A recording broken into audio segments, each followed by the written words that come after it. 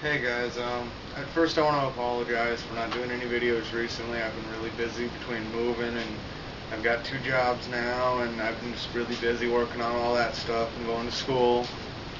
For that I'm sorry. And then I just recently got asked for my rating on 99 Nights 2 and reluctantly I gave one based off of the demo. And I don't want to ever do that again. I don't feel that that's the right way to do it. I feel like I should actually play the game before I even attempt to give you guys an estimate on how good I think it is. So I'm not going to do it anymore. If you ask me to review a game, I will do my very best if it's out to either rent it or buy it within a week. And if I can't do that, then I'll just send you a message and tell you that I'll get to it as soon as I can. And with that being said, I want to move into my next review, which is Command & Conquer 4 Tiberium Twilight. And before I even start the review, I'm going to say this flat out. If you want a good Command & Conquer game, get one of the following. Get Command & Conquer 2, or Command & Conquer Red Alert 2, and Command & Conquer Red Alert 2 Yuri's Revenge. That is probably the best one of them all. And then you can get Command & Conquer Red Alert, which is like the original.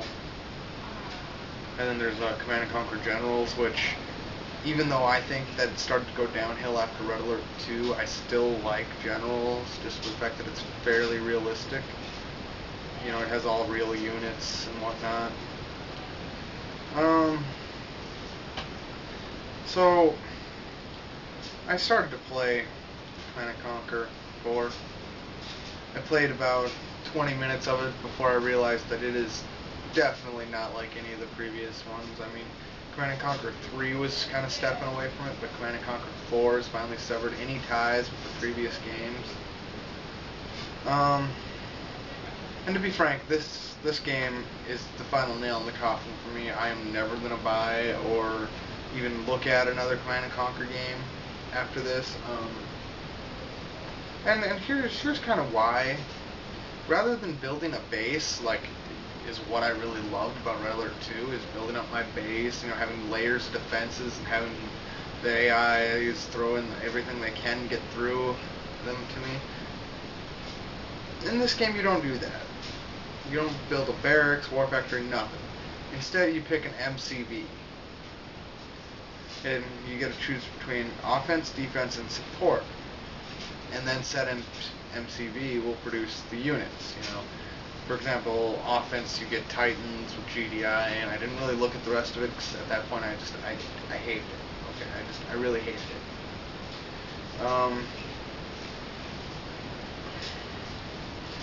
And then, you know, the campaign just irked me right away.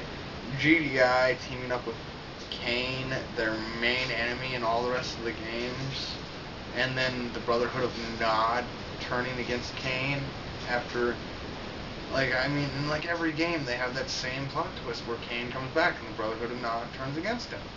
I don't understand why they keep reusing that. It's so stupid.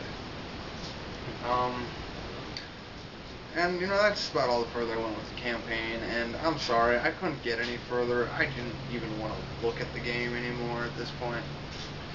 But I did go and try skirmish mode just to see if they had kept any of the older style, and they didn't. Of course not. They the skirmish that I played was like a control point thing. There are 5 control points around the map, and then you go around capture them, and they give you points, kind of like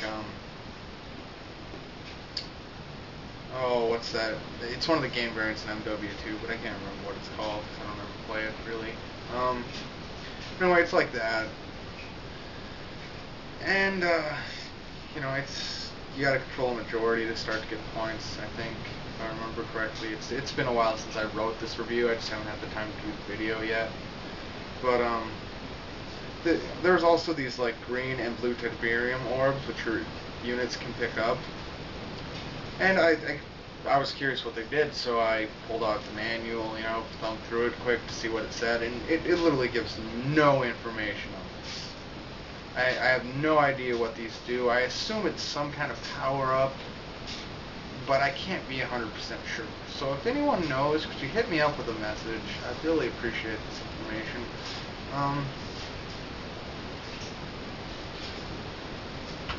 In all honesty, though,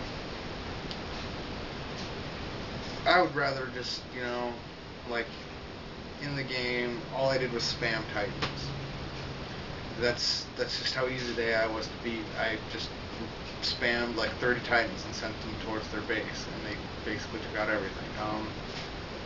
I don't know if it's just broken AI or if I need to get an update or what. And then, almost forgot, but there's the stupid EA download manager.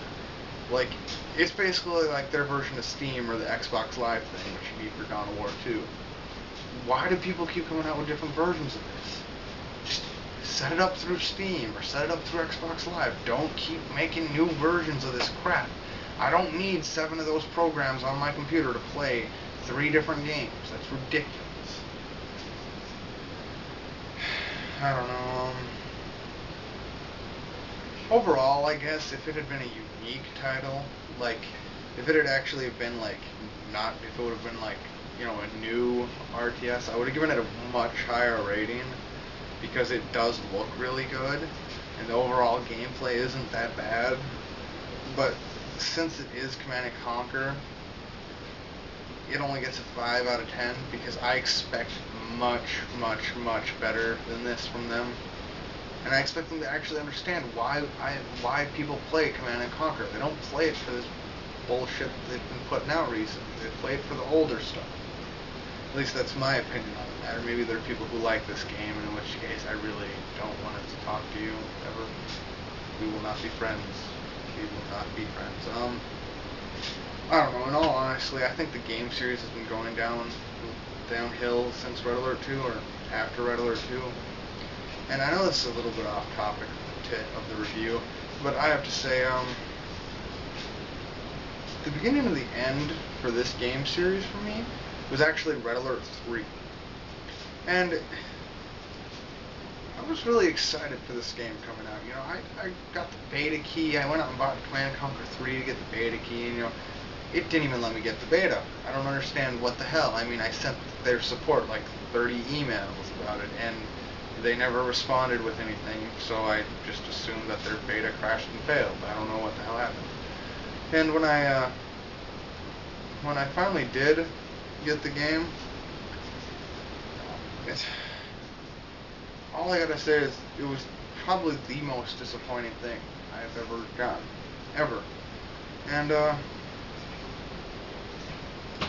be frank, here's why. The typical Red Alert is America versus the Soviets, right? Well, in this one, for some damn reason, they threw in the Japanese. I don't understand that. I mean, how did the Japanese build up an army this big without us noticing when we basically controlled Japan? I mean, I know in the Red Alert series, World War II never happened and everything, but I don't know. It struck me as stupid. And then they had the things where like tanks would transform into boats and aircraft would transform into robots, and there were bears instead of attack dogs for the Russians. I don't understand that. Oh, and then they had boats that will fire bears and troops and everything else out of a cannon so they can paradrop. I mean, I know the game's not meant to be realistic, but this is just obscene. It's retarded. And I don't like to use that word. I know it's not correct, but I swear the person who thought this up had to be some kind of mental handicap, because it is just so stupid and random. I don't understand it, but. And then, I tried really hard because I love Red Alert. I tried to find something good about Red Alert 3, and I honestly have nothing good. Nothing. And then the same goes for Command & Conquer 4. It's not a Command & Conquer game in my opinion, and, maybe you guys can find me something that'll be good about it, but I've already uninstalled it, thrown the disc away, and I don't want to look at it anymore. But overall, between the two of them put together, if they came in a combo set, I wouldn't buy it, but it would still get like a 5 out of 10. Separately, Command and Conquer 4 gets a 5 out of 10, and Red Alert 3 gets maybe a 3 out of 10 just because it's so bad. I mean, it's so obscene when you compare it to Red Alert 2 and the greatness of it. The only upside I've ever found for Red Alert 3 was the fact that they had some really attractive women in it for like the people who give you your missions. That's about the only thing I can think of. But the downfall was they took the Tanya from Red Alert 2 and they didn't use her again, and I really liked that Tanya. She was pretty cool. I thought she did a really good job. I don't know. But that's about it, guys, and I'll try and get more reviews up soon. I haven't had the time. I've been running myself ragged. We've had a bunch of sales and stores closing here lately, so I've been buying up older video games and everything. So, you know, if I don't get around to it, I'll make a video telling you guys, you know, it'll be like X amount of time before I get the videos up again. But hopefully that won't happen, and I'll see you guys again soon. And as always, I'm the Dissatisfied Gamer, and if you don't like my opinion, get the hell out.